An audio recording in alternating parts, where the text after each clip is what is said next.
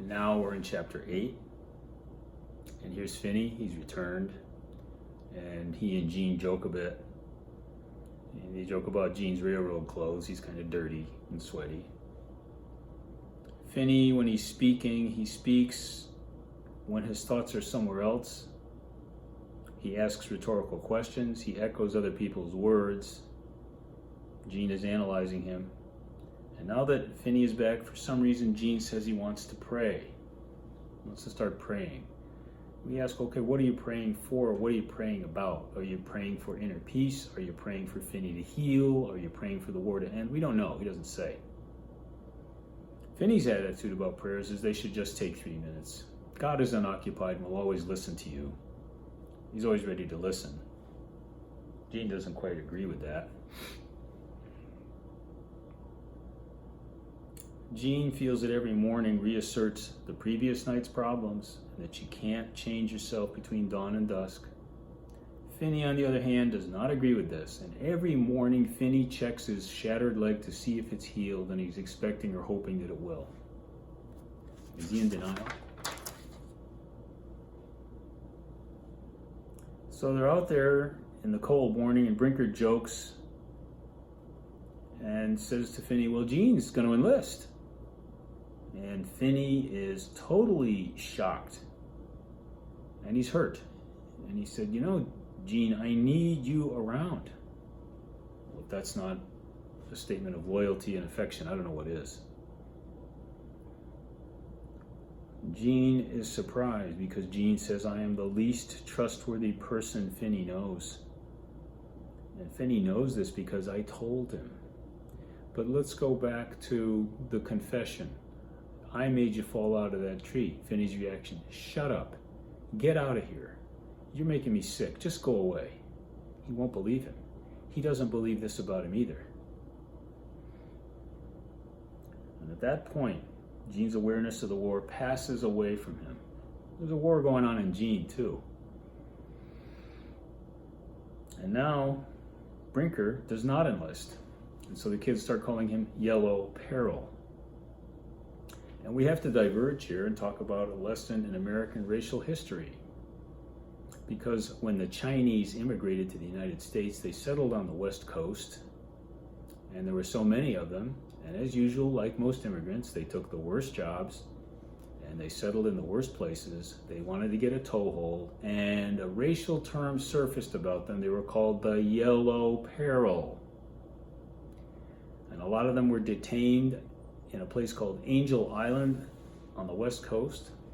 They were imprisoned, subjected to long, humiliating interrogations, were not allowed into the country for a long time, and some of them were actually sent back.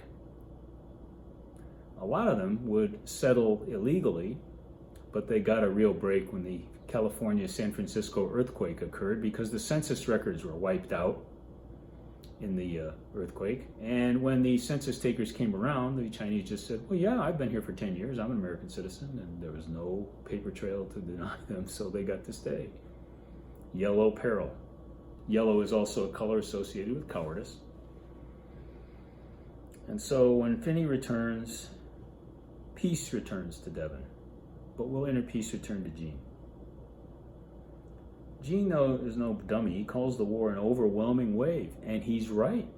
It is an overwhelming wave. It's going to be fought in the Atlantic. It's going to be fought in the Pacific. It's going to be fought all over the world, practically. It's going to be fought in Russia. It's all over. It is an overwhelming wave. And Gene has ducked that wave. But he knows with waves, the next one's inevitable, and it's always followed by another one, and the next one is always larger and more powerful than the one before it.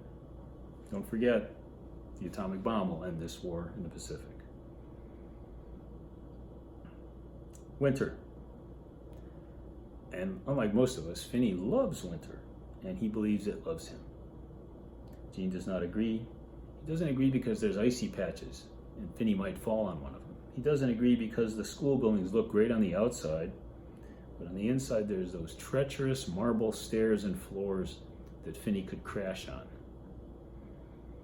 And Gene disagrees with him, but Finney has this belief about loving things, and he says when you love something, it loves you back, in whatever way it has to love. When you love something, it loves you back in whatever way it has to love. Does Gene love Finney the way Finney loves Gene?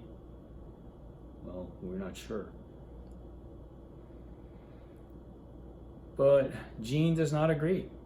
He says, my 17 years have told me that that's false, but it should be true.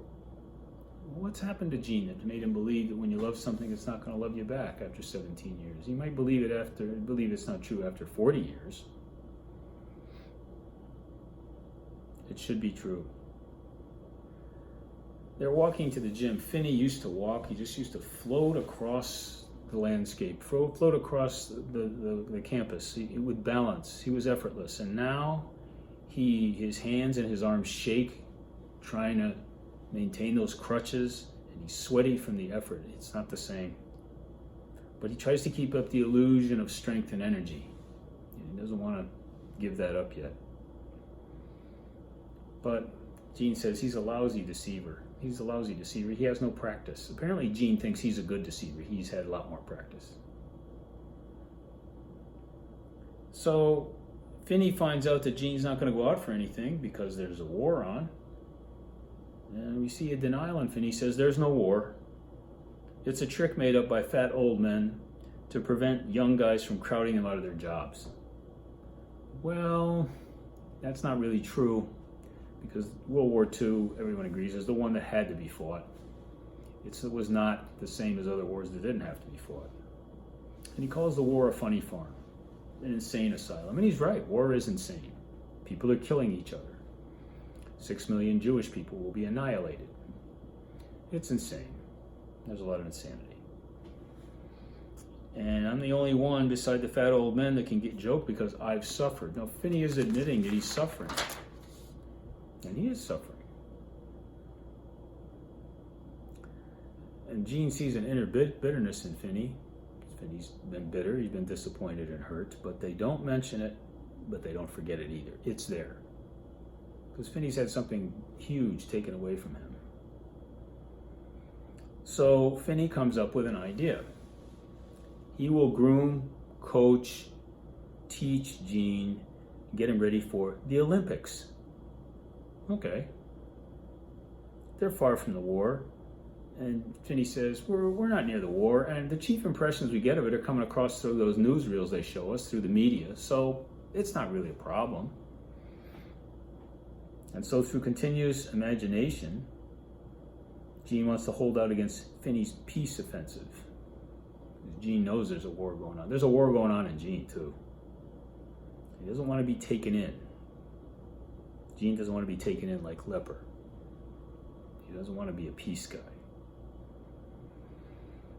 And so Gene tutors Finney in studies, and Finney coaches Gene in sports. And the result of this double tutoring, coaching, is both of them make flashing progress where they were kind of bumblers before. Okay. And during this, Finney takes Gene out to run a time trial. Now, for those of you who don't know track or field or cross country, a time trial is where you take a runner and you put him on a set distance, say a mile, 2 miles, or sometimes 3.1 miles. You have him run the entire distance and you time him to see where he's at in his conditioning. And so Finney takes Gene out to the track and gives him a time trial. I guess he has to run a mile. At first, Gene is pained, tired. He starts to feel negatively that he's fed up with this. And all of a sudden, he gets this new strength, forgets his usual self-pity. Gene's into pitying himself. That's one of his characteristics. And he loses himself, and he breaks into the clear. And maybe this is the secret. Stop. Us running coaches always say, we don't like runners to be too bright, and we don't like them to think. We just want them to run. Well, this is what Gene needs to do. He needs to stop thinking about himself so much and just go. He finishes, and Finney says, Gene, you don't really know anything about yourself. Insightful statement. What he's really saying is, Gene, you're better than you think you are, and you can do more than you think you can. Gene, on the other hand, is going to take it to mean, well, yeah, I don't know how evil I am, how murderous I am, how competitive I am, how. It's all negative. He looks at Finney, and Finney seems a little older. He seems a little smaller, whereas Gene feels bigger. Remember that Gene wanted to be even with Finney, so in some way here he's being better than him. They run into Mr. Ludsbury. Mr. Ludsbury's a teacher. I'll be Mr. Ludsbury. No, boys, don't forget to keep your eye on the war. And Finney's answer is an outright, determined, no, we're not going to keep our eye on the war. How do we know Finney has finally converted Gene? Well, Gene pities Mr. Ludsbury. Mr. Ludsbury's kind of thin, he's kind of old, and he pities him. And so we see this changing of Gene in this chapter.